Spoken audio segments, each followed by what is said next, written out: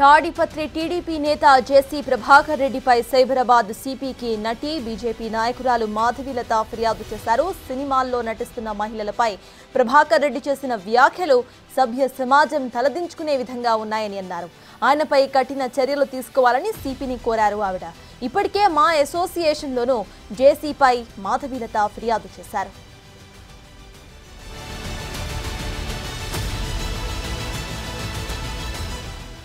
న్యాయం జరిగేంత వరకు వదిలేది లేదంటున్న మాధవీలతతో మా ప్రతినిధి Sujatha face to face. Prabhakar Reddy చేసినటువంటి వ్యాఖ్యల మీద ప్రస్తుతం సైబరాబాద్ సిపికి కంప్లైంట్ ఇచ్చారు మాధవీలత. చెప్పండి, అసలుకి ఈరోజు సిపి గారిని కలిసాక ఏమని కంప్లైంట్ చేశారు? కంప్లైంట్ అంటే జేసీ ప్రభాకర్ రెడ్డి గారు ఎగ్జాక్ట్గా ఎలాంటి పదాలు యూజ్ చేశారు వాటిని మాత్రమే మెన్షన్ చేయడం జరిగింది. సో కొత్త వర్డ్ అయితే అస్సలు ఏం మెన్షన్ చేయలేదు. దాని తర్వాత సోషల్ మీడియాలో నాకు వస్తున్న థ్రెటన్స్, వాళ్ళు యూజ్ చేస్తున్న భాష అండ్ వాటిని దానివల్ల నా పేరెంట్స్ ఎలా సఫర్ అయ్యారు, నేను సైకలాజికల్గా ఒక 15 days నుంచి ఎంత ట్రోమా ఫేస్ చేస్తున్నాను, స్లీప్లెస్ నైట్స్, వీటిని మాత్రమే మెన్షన్ చేసి నాకు ఒక ఉమెన్ డిగ్నిటీని ఆయన భంగపరిచారు. కాబట్టి దానికి సంబంధించి నాకు సేఫ్టీ సెక్యూరిటీ కావాలని కమిషన్ కంప్లైంట్ ఇవ్వడం జరిగింది. ఎన్నో చోట్ల 31st నైట్ అనేది ఈవెంట్స్ జరుగుతూ ఉంటాయి. ప్రతి ఒక్కరు కూడా, మహిళలు కూడా ప్రైవేట్గా వెళ్ళడం, వాళ్ళు పార్టీలో పార్టిసిపేట్ చేయడం, కొంచెం రిలాక్స్ కోసం వెళ్తూ ఉంటారు. సో దాన్ని తప్పుపట్టే విధంగా మీరు చేశారు వ్యాఖ్యలు మహిళలకు వెళ్ళినటువంటి పార్టీని ఉద్దేశించి అంటున్నారు. ఎంతవరకు వాస్తవం? అది కూడా పబ్లిక్ వీడియో ఇప్పటికీ నా ఇన్స్టాగ్రామ్లో ఉంది. నేనైతే డిలీట్ చేయలేదు. నేను ఎక్కడా కూడా అబ్యూజివ్గా కానీ లేకపోతే పార్టీకి వెళ్ళడం తప్పు అని కానీ అనలేదు. తిరిగి వచ్చే దారిలో అని మాత్రమే చెప్పాను. మీరు పార్టీ అసలు చేసుకోవద్దు, ఈ పార్కులు అంత రచ్చ జరుగుతున్న అట్లా చెప్పలేదు. తిరిగి వచ్చే దారిలో 31st నైట్ పోలీసులు కూడా ఎంతమందికి రక్షణ కల్పిస్తారు.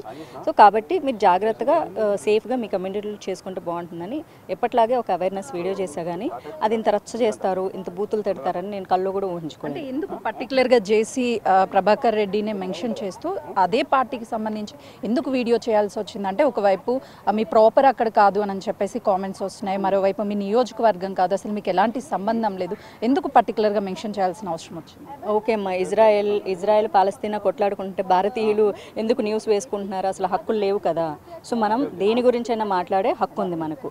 At the same time being an Indian, నేను ఏ ప్రాంతం గురించైనా మాట్లాడగలను. నాకు 100% రైట్స్ ఉన్నాయి. కాదనే రైట్స్ ఎవరికి లేవు. అసలు మా ఊరు గురించి ఎందుకు మాట్లాడుతా అంటే I'm Indian citizen, I talk. నేను చాలా రెస్పాన్సిబుల్గా మాట్లాడతాను. ఎందుకంటే మీరు హైదరాబాద్లో ఉండే మీరు ఉమెన్ కాకుండా పోరు, తాడిపత్రిలో అంటే వాళ్ళు ఉమెన్ కాకుండా, women is a women everywhere, she is a women, she has her own dignity and తనకు సేఫ్టీ కావాలి, అంతే. మీరు మాట్లాడింది పార్టీ నాయకురాలుగా మాట్లాడారా, లేకపోతే ఒక ఉమెన్స్ సేఫ్టీ గురించి మాట్లాడారా? ఆ రోజు నేను ఎప్పట్లాగే మామూలుగా 2 వీడియోలు చేశాను. తాడిపత్రి దాని గురించి ఒకటి చేశా. రెగ్యులర్గా కూడా 31st నైట్ తాగి తందనాలు ఆడొద్దు అమ్మాయిలు, మీరు మీ లైఫ్, మీ మానం ప్రాణం మీరే సెక్యూరిటీ, పోలీసులను నిందించొద్దని కూడా ఇంకో వీడియో కూడా చేయడం జరిగింది. అలా ర్యాండమ్గా చేశాను. బట్ ఆయన వీడియోలో చెప్పినట్టు ఇప్పుడు అన్ని ఛానల్స్కి నేను ఒక్కదానే చేశానంటే ఎవరు నమ్మట్లే. బట్ ఆయన వీడియోలో ఇంకో మాట అన్నారు, RSS, Bajrang Dal, Hindu Vahini and ఇంకేంటి విహెచ్పి, బీజేపీ వాళ్ళందరూ ఈమెను ఎగదోసారు అన్నారు కదా. సరే, ఈ సంస్థలన్నీ నా వెనక ఉన్నాయి అనుకోండి. అంటే ఆ సంస్థలన్నీ మీ వెనుక ఉన్నాయి అని చెప్పేసి ఆ పర్సన్ చెప్పారని మీరు అంటున్నారు.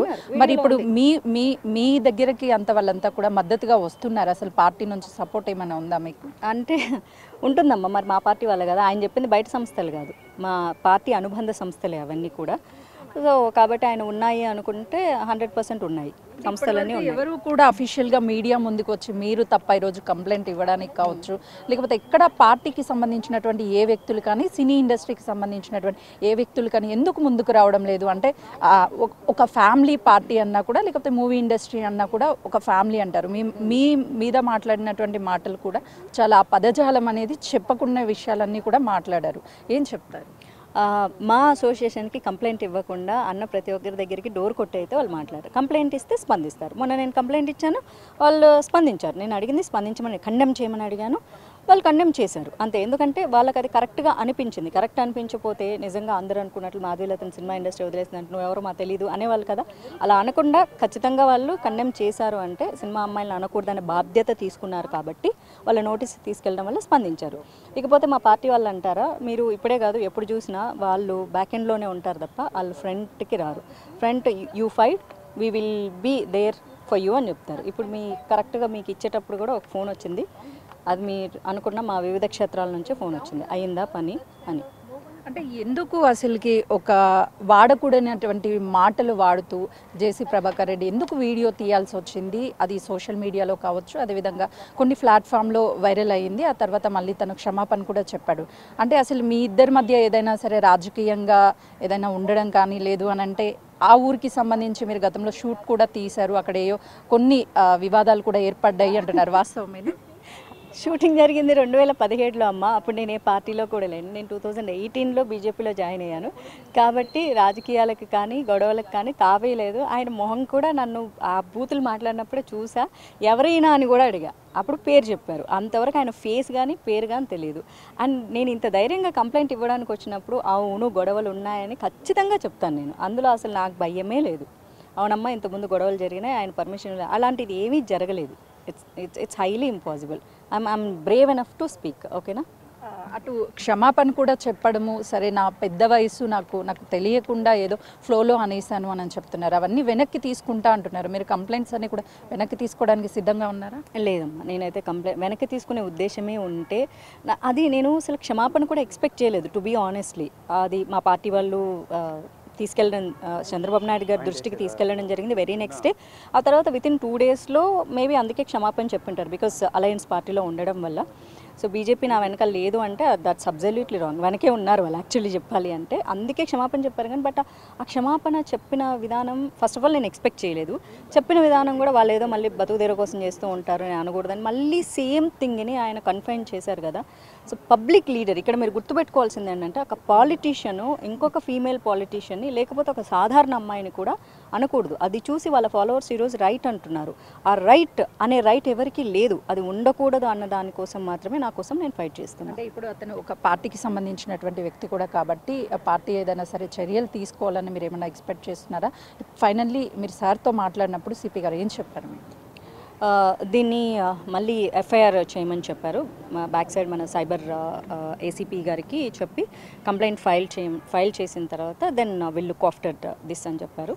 సో పాసిబుల్ జస్టిస్ చేయడానికి డెఫినెట్గా ట్రై చేస్తామని కూడా చెప్పారు. అది సిపి గారు చెప్పారు. పార్టీ నుంచి సపోర్ట్ 100% ఉందమ్మా.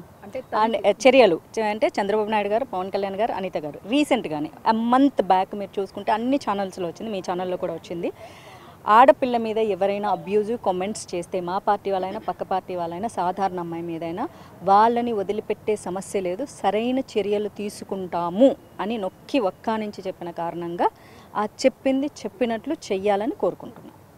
ఓకే, చూసినాం కదా. ప్రస్తుతం అయితే మాత్రము ఎఫ్ఐఆర్ని కూడా నమోదు చేయాలి అని చెప్పేసి ఆ కంప్లైంట్ ఇవ్వగానే అటు సిపి కూడా రెస్పాండ్ అయ్యారని చెప్తున్నారు. ఖచ్చితంగా పార్టీలో ఎవరైనా సరే సాధారణ మహిళ అయినా కావచ్చు, అదేవిధంగా అపొలిటికల్ నుంచి వచ్చినటువంటి మహిళ మీదైనా సరే అసభ్యకరంగా ఎవరైనా సరే వ్యాఖ్యించినా సరే, అదేవిధంగా వాళ్ళని దూషించే ప్రయత్నం చేసినా ఖచ్చితంగా కూడా వాళ్ళ మీద పార్టీ చర్యలు తీసుకోవాలి అంటూ మాధవిలత చెప్తున్నారు. కెమెరామెన్ శ్రీకాంత్తో సుజాత, సైబరాబాద్.